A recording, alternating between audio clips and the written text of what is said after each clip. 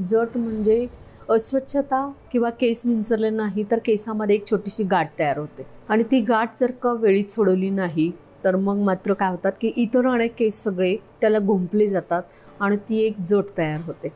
आणि मग ती जट तयार झाली की त्याच्याबरोबर अंधश्रद्धाही जोडल्या जातात आणि वर्षानुवर्ष ती बाई मग डोक्यामध्ये ती जट ठेवते. जटेमागे इतक्या मोठ्या प्रमाणामध्ये अंधश्रद्धा असतात की ही जट आहे ती देवाची आहे किंवा जट आली की काही गुरु लोक असतात, मग ते लोक लगेच त्या महिलांशी संपर्क करतात, त्यांना सांगतात ही जट कापायची नाहीये आणि त्या बाईला असं पटवलं जातं की तू इतकी नशीबवान आहेस की लाखातून तुला देवीने निवडलेली आहे आणि म्हणून तुझ्या डोक्यामध्ये जट तयार झालेली आहे. आणि जेव्हा ही जट कापायची असते तेव्हा बऱ्याच वेळेला प्रतिकार केला जातो, शिव्या दिल्या जातात, मारहाण केली जाते, हाताला धरून बाहेर काढलं जातं, असंख्य गोष्टी घडतात, अपमानित केलं जातं. पण शेवटी त्या शिव्या जरी दिल्या तरी आपल्याला काम करायचं आहे तर ती फुलं समजायची आणि आपण काम करायचं असं ठरवलेलं आहे. लोकांचा असा संभ्रम असतो की ह्या जटा म्हणजे की फक्त ग्रामीण भागामध्येच असणार, म्हणजे जे खाली काम करणारे, जे मजूर काम करणारे अशाच लोकांच्या डोक्यामध्ये. पण हा अगदी अक्षरशः चुकीचा लोकांचा गैरसमज असतो. म्हणजे याच्यामध्ये जटा ह्या ग्रामीण भागातल्यापेक्षा शहरी भागातल्या महिलांच्या मध्ये जास्त आहे. मी 302 महिलांचं जट निर्मूलन केलेलं आहे. ते म्हणजे पुण्यासारख्या ठिकाणी 150 महिलांचं जट निर्मूलन केलंय.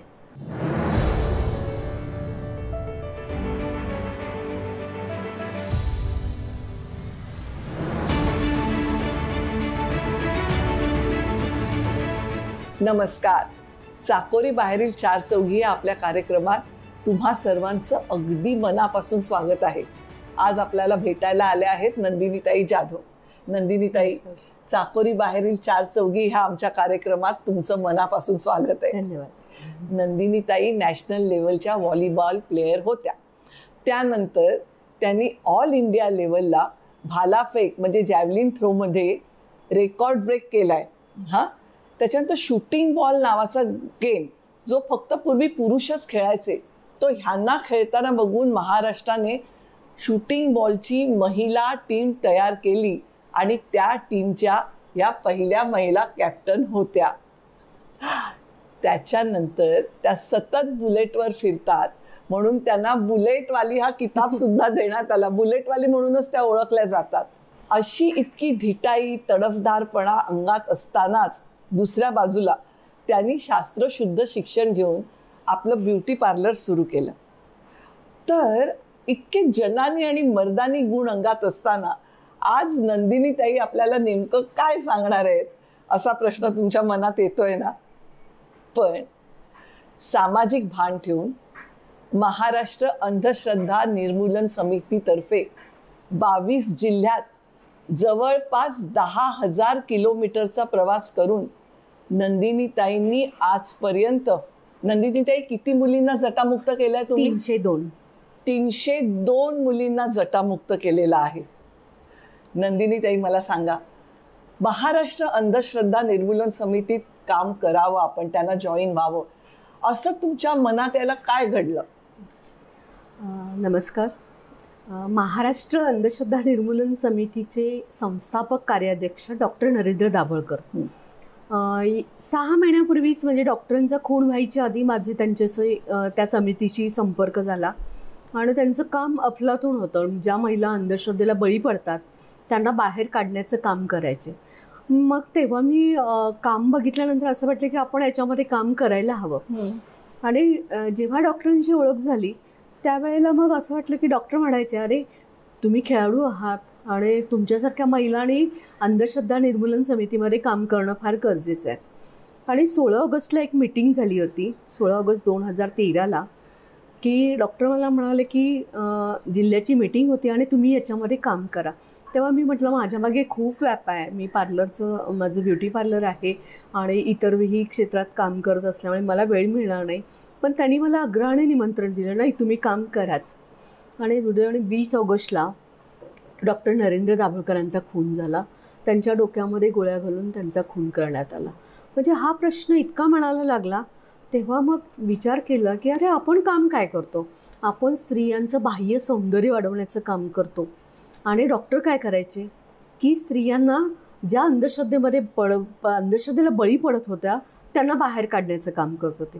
तेव्हा मी असं ठरवलं की आपणही यापुढं स्त्रियांचं बाह्य सौंदर्य वाढवण्यापेक्षा स्त्रियांचं आंतरिक वैचारिक सौंदर्य वाढवायचं. आणि म्हणून मी माझं स्वतःचं ब्युटी पार्लर मी बंद केलं. महिन्याला मला ₹1,00,000-1,25,00,000 इन्कम होता, पण त्या पैशापेक्षा मला हे काम महत्त्वाचं वाटलं आणि मी पूर्ण वेळ या समितीमध्ये काम करते. पण तुम्ही जट निर्मूलनाचंच काम करायचं का ठरवलं? महाराष्ट्र अंधश्रद्धा निर्मूलन समितीमध्ये अनेक वेगवेगळ्या गोष्टीवरती काम केलं जातं. म्हणजे त्याच्यामध्ये मुलांच्यामध्ये वैज्ञानिक दृष्टिकोन रुजवण्याचं काम केलं जातं किंवा जात पंचायतीतून लोकांना बहिष्कृत केलं जातं त्यासाठी काम केलं जातं, किंवा एखादी महिला किंवा अनेक कुटुंब बुवाबाजीला बळी पडतात त्याच्या संदर्भातही काम केलं जातं. पण ह्या सगळ्यांना आधार आहे, पोलिसांचा आहे, पोलीस केस केली जाते, त्यांना पोलीस मदत करतात. पण जट निर्मूलन करण्यासाठी त्या महिलांना मदत करणारे खूप कमी लोक आहेत. त्याच्यामुळे हा विषय मी जास्त मोठ्या प्रमाणामध्ये हाताळला आणि जट निर्मूलन हा विषय जास्त मोठ्या प्रमाणामध्ये करण्याचा निर्णय घेतला. मला सांगा, ही जट डोक्यात कशी निर्माण होते? जट म्हणजे काय, हा अनेक लोकांच्या मनामध्ये प्रश्न असतो. जट म्हणजे अस्वच्छता किंवा केस विंचरले नाही तर केसामध्ये एक छोटीशी गाठ तयार होते आणि ती गाठ जर का वेळीच सोडवली नाही तर मग मात्र काय होतात की इतर अनेक केस सगळे त्याला गुंफले जातात आणि ती एक जट तयार होते. आणि मग ती जट तयार झाली की त्याच्याबरोबर अंधश्रद्धा ही जोडल्या जातात आणि वर्षानुवर्ष ती बाई मग डोक्यामध्ये ती जट ठेवते आणि मग ती काढत नाही आहे. मग त्याच्याबरोबर म्हणजे जट कापली तर माझा नवरा मरेल, माझ्या कुटुंबाचा नाश होईल, मला आर्थिक प्रॉब्लेम येऊ शकतात, अशा अनेक गोष्टी त्याला जोडल्या गेल्या जातात. एखाद्या मुलीच्या किंवा बाईच्या डोक्यात जेव्हा जट दिसते तेव्हा मग हे घरचे लोक काय काय करतात?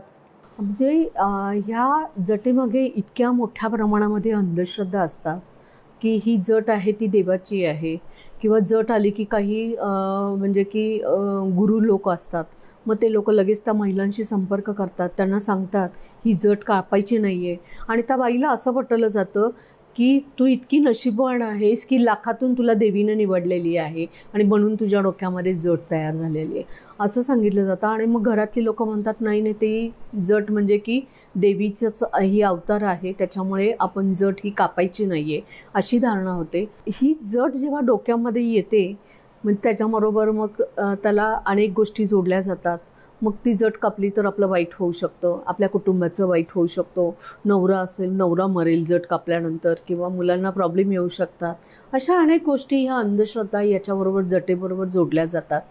म्हणजे की त्यांच्या डोक्यातल्या ह्या अंधश्रद्धा काढायला बराच वेळ लागतो. म्हणजे जट कापायला 2 मिनटं लागतात, पण त्यांच्या मनामधली जी अंधश्रद्धा तयार झालेली असती ती काढायला साधारण 6 महिन्यापासून ते मला 7 वर्षापर्यंत लागलेले आहेत. त्यांना काउन्सिलिंग करावं लागलेलं आहे. नंदिनी ताई, ह्या बायकांच्या डोक्यावर ज्या जटा असतात वर्षानुवर्ष त्या बिचाऱ्या वागवतात त्या तुम्ही कापू म्हटल्यावर त्या काही सहज कापून घेत नसणार ना? मग कसं काय तुम्ही त्यांचं मन वळवता? जेव्हा एखाद्या महिलेच्या डोक्यामध्ये जट आहे जेव्हा मला कळतं तर साधारण त्यांना काउन्सिलिंग खूप करावं लागतं. म्हणजे पहिल्यांदा त्या बाईचं काउन्सिलिंग करावं लागतं आणि अख्ख्या तिच्या कुटुंबाचं, शेजारी राहणाऱ्याचं, गावातल्या लोकांचं.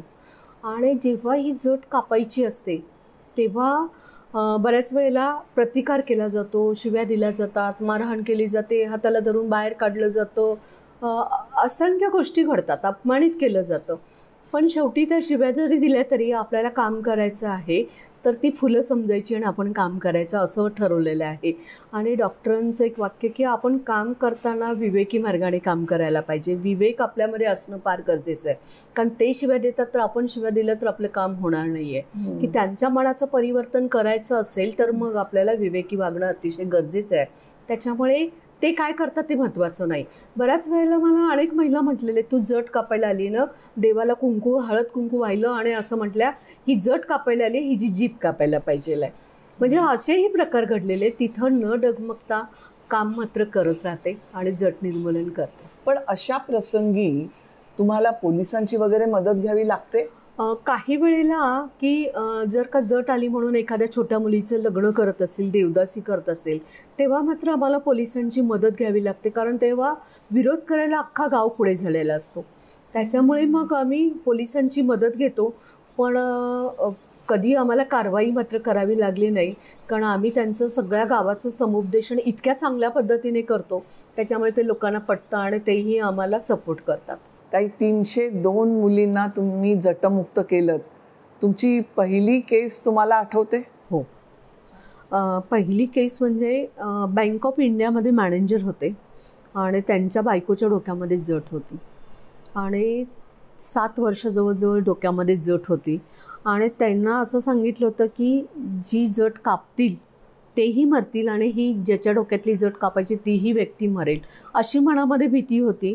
त्याच्यामुळे ते जट कापायला तयार नव्हते. पण त्यांनी असंच अंधश्रद्धा निर्मूलन समितीकडे विचारलं की जटेबाबतची माहिती वगैरे घेतली. मग त्यांना आम्ही समजावून सांगितले असं काही होत नाही आणि कोणी मरत नसतं जटा कापून वगैरे. आणि ठीक आहे, तुम्हाला वाटत असेल ना तर आमच्या जीवाला काही झालं तरी चालेल, कारण आम्ही म्हणतो की माणसाला एकदा ना एकदा तरी मरायचं आहे, त्यात मग चांगलं काम करून मरूया ना. त्याच्यामुळे म्हटलं की तुम्ही काही घाबरू नका, आम्हाला काही होणार नाही आहे आणि तुम्ही तुमच्या बायकोच्या डोक्यातली जट कापा. आणि 7 वर्षानंतर म्हणजे की जेव्हा त्या बाईच्या डोक्यातली जट कापली, म्हणजे ती बाई 7 वर्ष नवऱ्याबरोबर कुठे बाहेर गेली नाही आहे. तिच्या मनाची चिडचिड होत होती, कारण नवरा डोक्यामध्ये जट आहे म्हणून तिला बाहेर घेऊन जात नव्हता आणि जट कापली तर मी मरेन अशी त्या नवऱ्याच्या मनामध्ये भीती होती. म्हणजे की ज्यांच्या डोक्यामध्ये जट असते तर त्यांच्या मनामधली अशी भीती असते की जट कापली तर वाईट होईल. म्हणजे ह्या जे बँक ऑफ इंडियामध्ये मॅनेजर होते त्यांना असंच सांगितलं होतं की ती जट कापली तर नवरा मरणार आहे आणि कापणारी बाई कोणी असेल ते पण मरणार आहे. त्याच्यामुळे हे जट कापायला तयार नव्हते. मग त्यांना आम्ही सांगितलं की जट कापून कोणी मरत नसतं आणि तुम्हाला असं वाटत असेल तर आम्ही एक चांगलं काम करून आम्हाला मरायला तयार आहोत, कारण माणसाला कधी ना कधी एकदा मरायचं आहे, पण चांगलं काम करून मरूया. म्हणून म्हटलं की त्यांच्या मनातली भीती काढली. परत त्यांना असंही सांगितलं की 7 वर्ष ही बाई हे ओझं घेऊन फिरते, तुम्हाला त्यांच्या जटेचं शारीरिक मानसिक त्रास लक्षात येत नाही आहे का? मी तुमच्या डोक्यावरती म्हटलं एक अर्धा किलोचा दगड बांधते आणि तुम्ही तो किती वेळ सहन करता मला ते बघायचं आहे म्हटले. जेव्हा गोष्ट येते तेव्हा त्या नवऱ्याला ही जाणीव निर्माण करून द्यावी लागते आणि तेव्हा हे सांगितल्यानंतर मग मात्र त्यांना पटलं आणि मग त्यांच्या बायकोच्या डोक्यातली जट कापली. आणि मग मात्र जेव्हा तिची जट कापली तेव्हा मात्र ती जाताना त्या ज्या पद्धतीने तो पदर असा बाजूला टाकून ज्या ITमध्ये गेली, म्हणजे तो पाहण्यासारखा प्रसंग.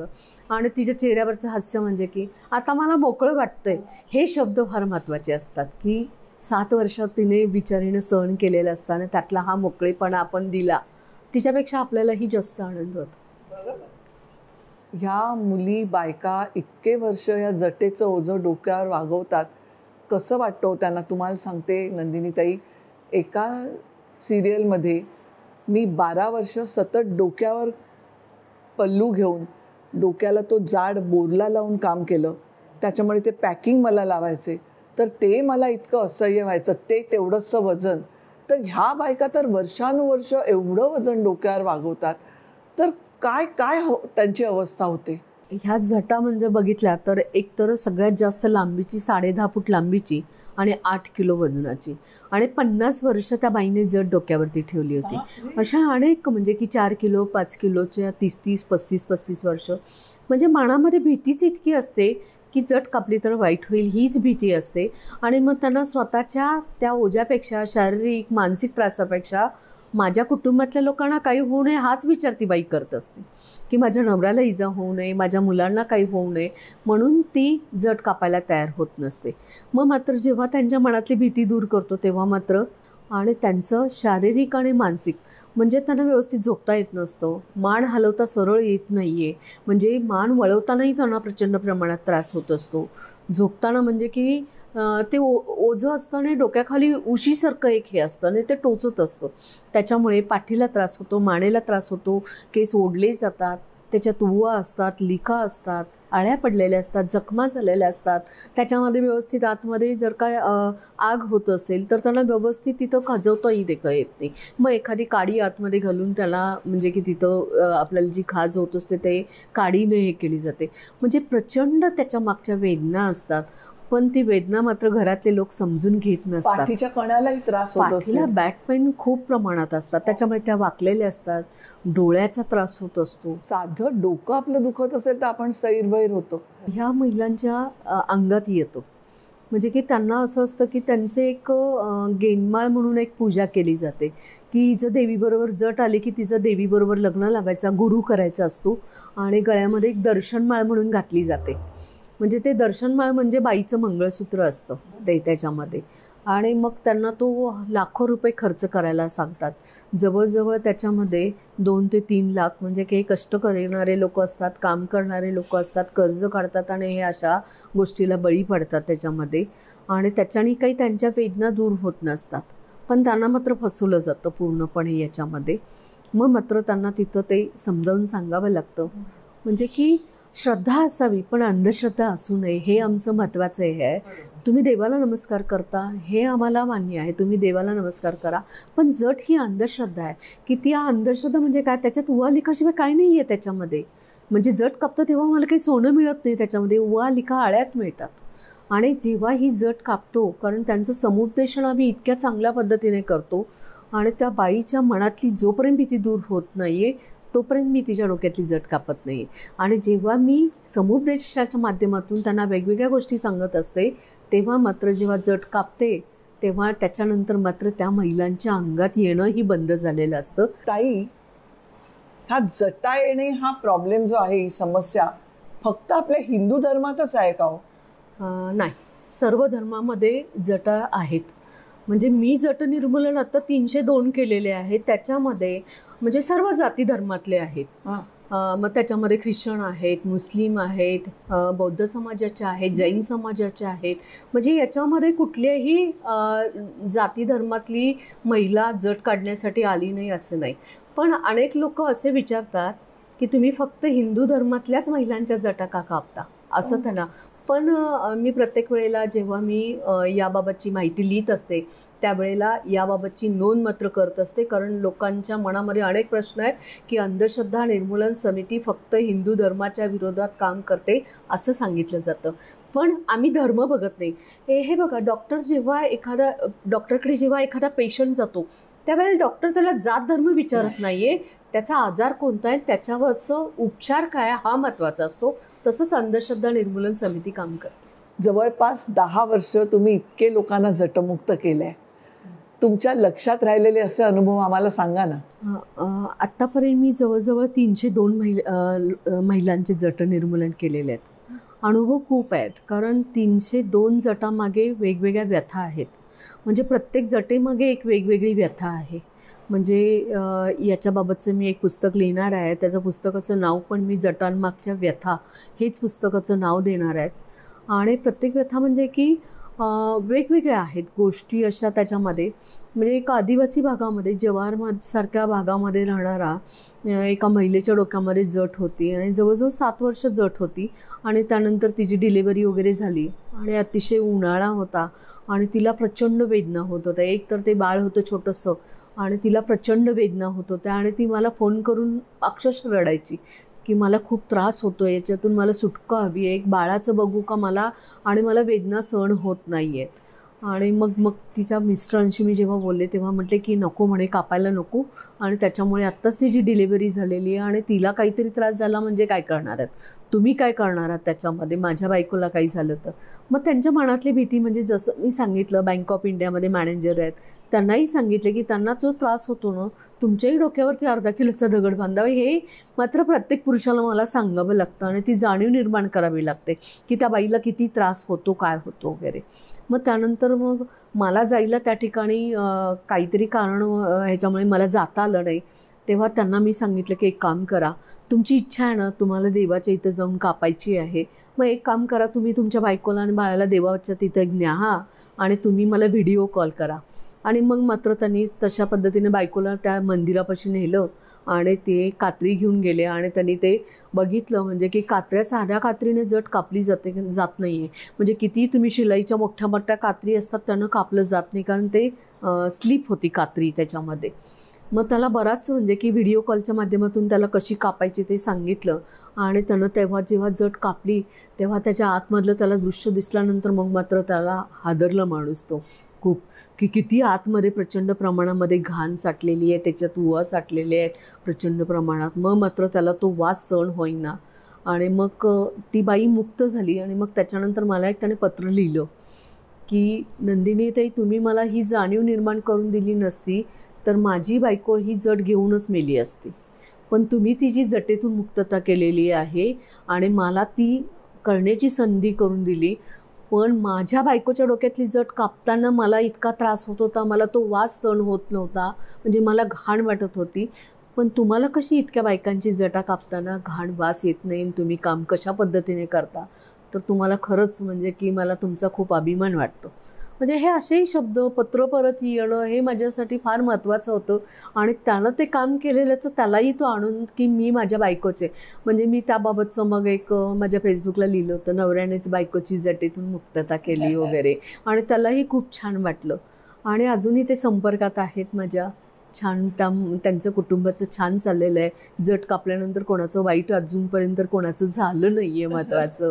आणि माझंही झालं नाही. मी अजूनही छान पद्धतीने आयुष्य जगते आणि अजूनही महिलांचे जट निर्मूलन करते. दुसरा अनुभव मी तुम्हाला सांगते की एक 70 वर्षाच्या आजी होत्या आणि त्यांच्या डोक्यामध्ये 50 वर्षापासून जट होती. काय सांगताय? आणि त्या म्हणजे की स्वतःला गुरु समजायच्या.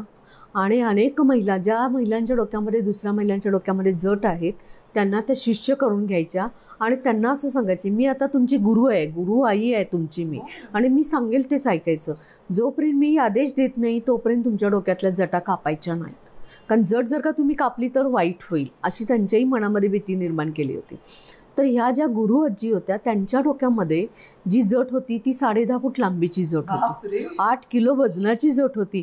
म्हणजे आम्ही जेव्हा जट पाहिली तेव्हा आश्चर्य वाटलं, कारण त्या बाई इतक्या फोल्ड करून त्याला बांधायचे, कारण त्यांना मानेला प्रचंड प्रमाणात त्रास व्हायचा, केस ओढले जात होते त्यांच्या अक्षरशः, त्याच्यामुळे म्हणजे डोळ्याला त्यांचा त्रास होत होता.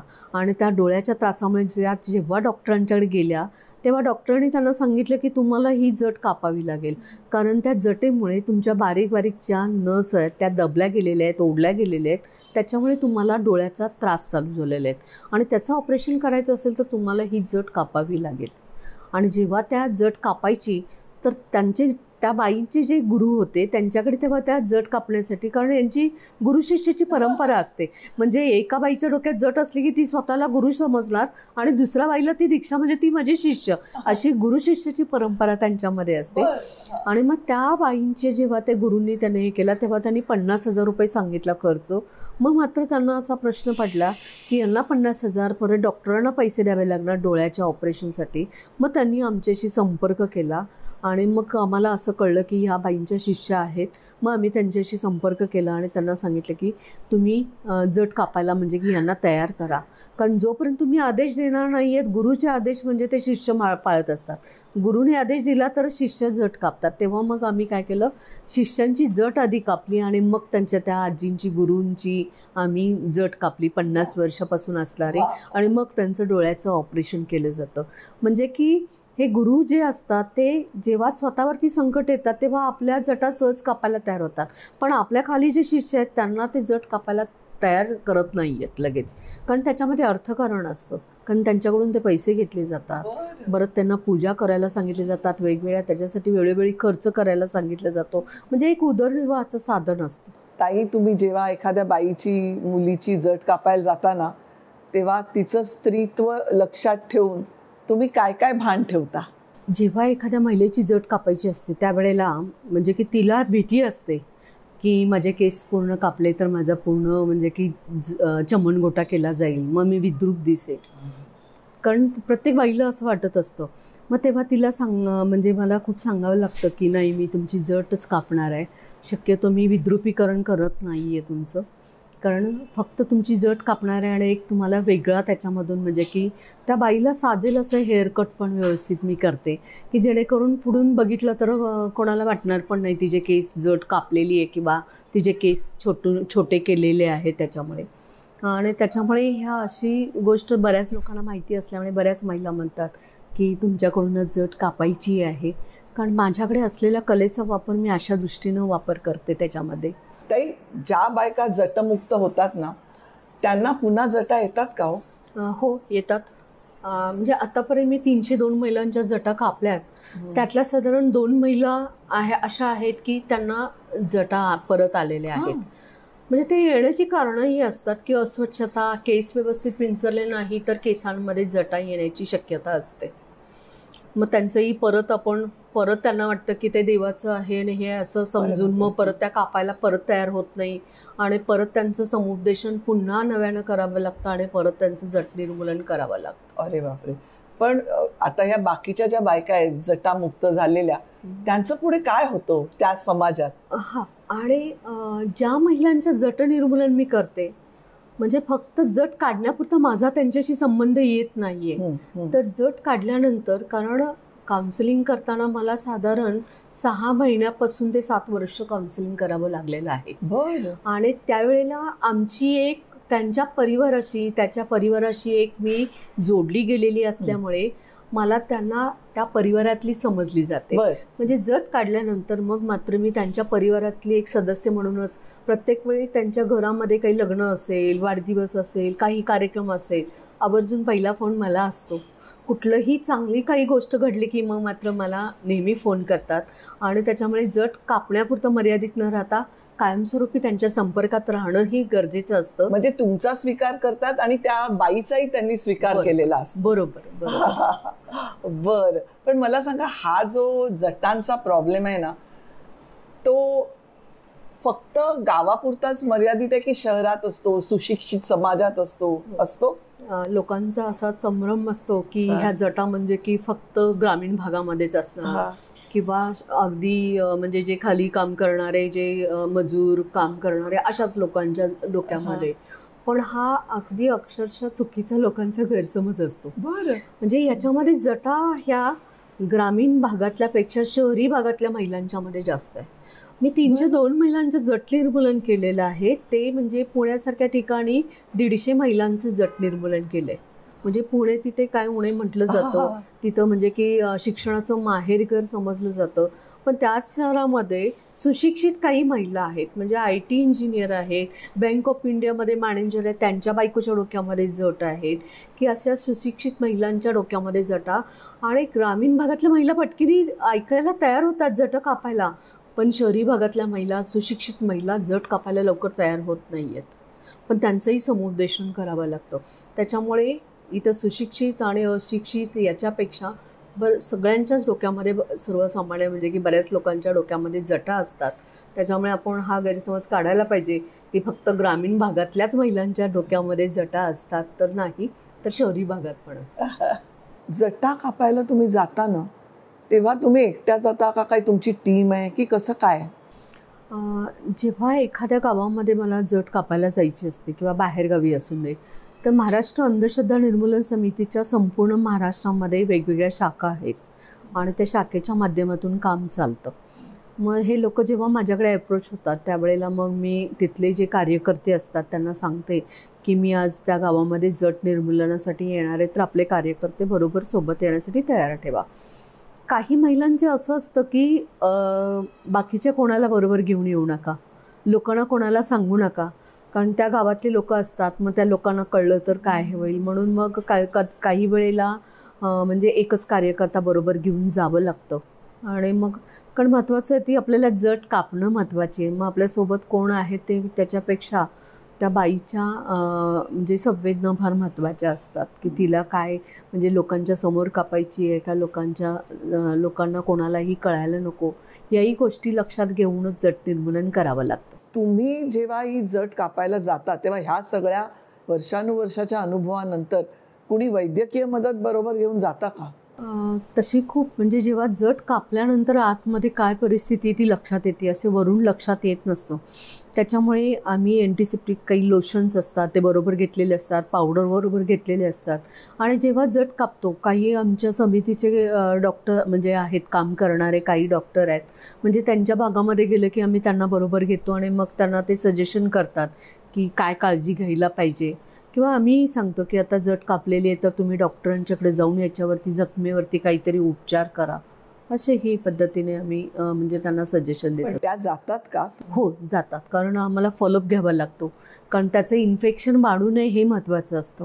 पण जेव्हा ती जखम कारण वरून दिसणारी नसते, तेव्हा त्यांच्या घरच्यांना तेव्हा ती जखम दिसते, आळ्या पडलेल्या दिसतात, तेव्हा मात्र ते डॉक्टरांच्याकडे जातातच. काही मुलींना जटा येतात, हो तशा मुलांना पण येतात का हो?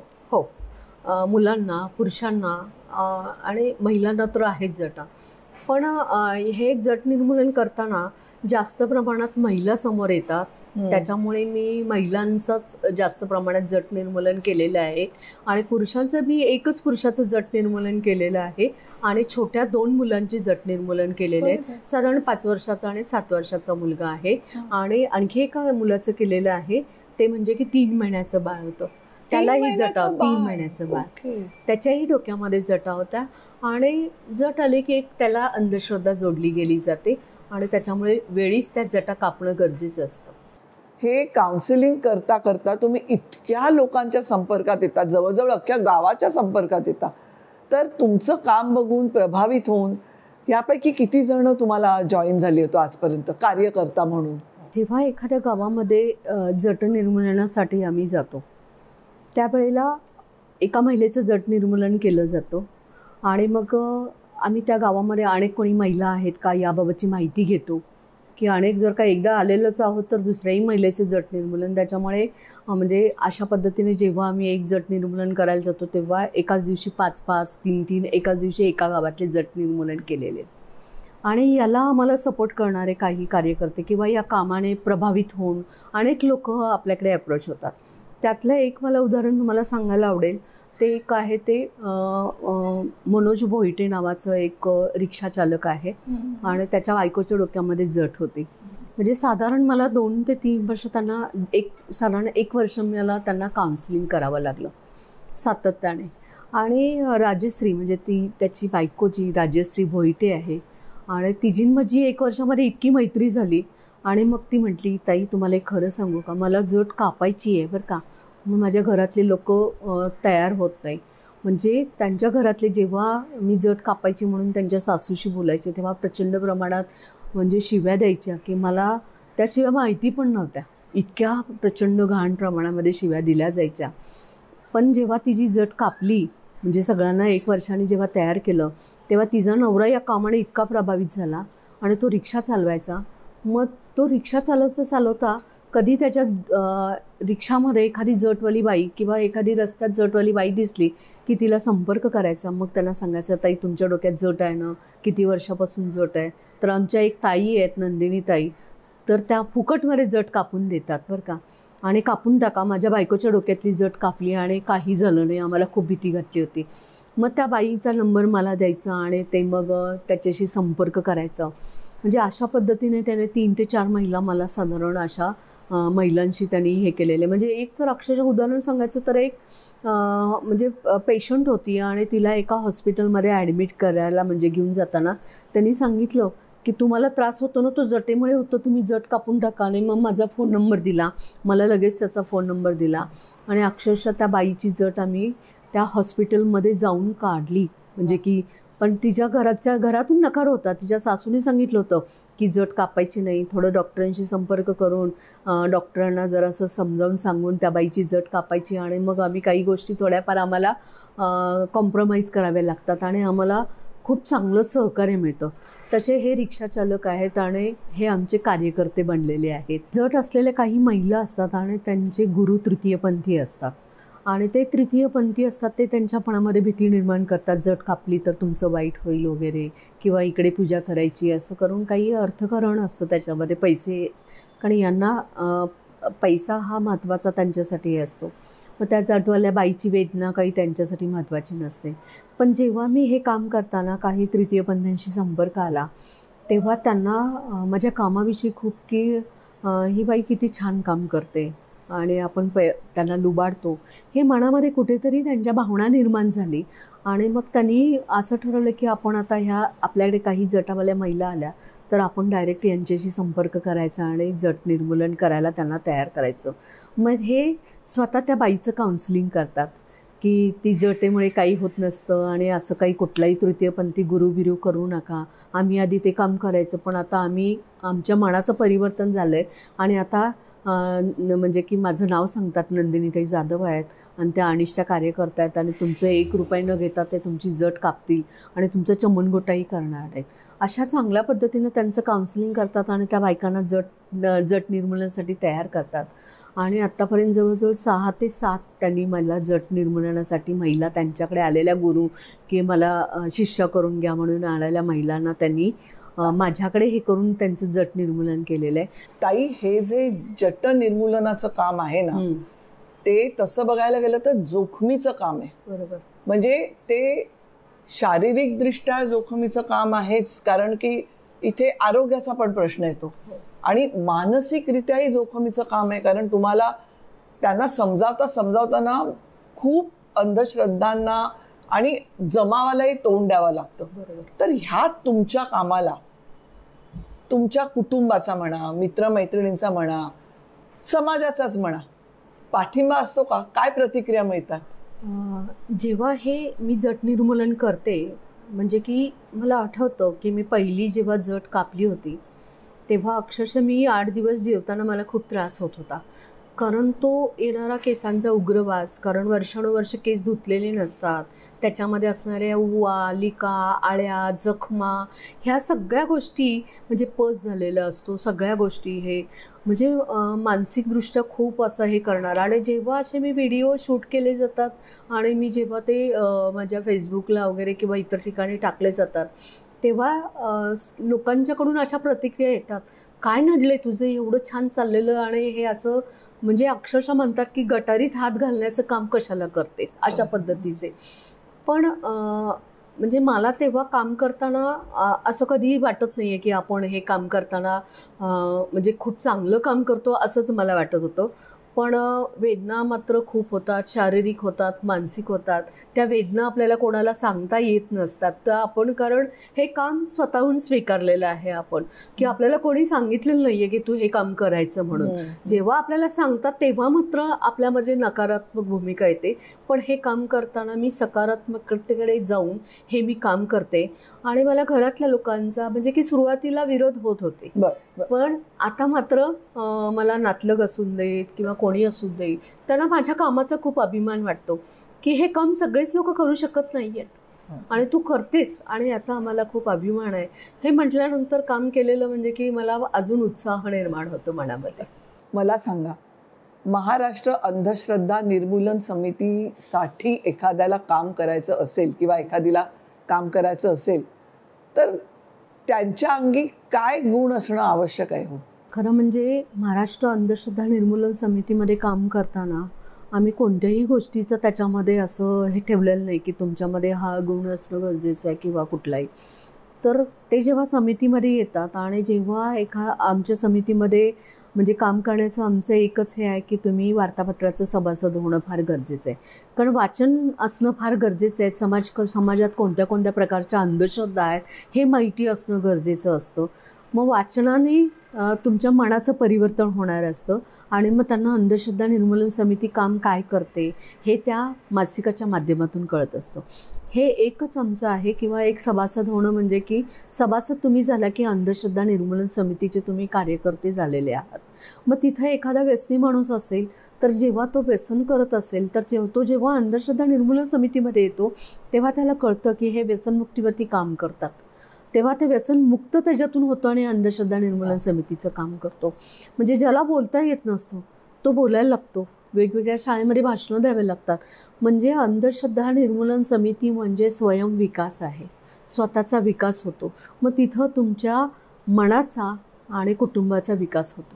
त्याच्यामुळे अंधश्रद्धा निर्मूलन समिती ही काम करते ती हिंदू धर्माच्या विरोधात नाही, तर जिथं अंधश्रद्धेच्या नावाखाली शोषण होतं त्या ठिकाणी अंधश्रद्धा निर्मूलन समिती काम करते. म्हणजे जड डोक्यावरून काढणं सोपं वाटावं इतकी ती मनातून काढणं कठीण आहे. तुम्ही स्त्रियांच्या केसांचा गुंता सोडवता त्यांच्या मनातल्या अंधश्रद्धांचाही गुंता सोडवताय हो.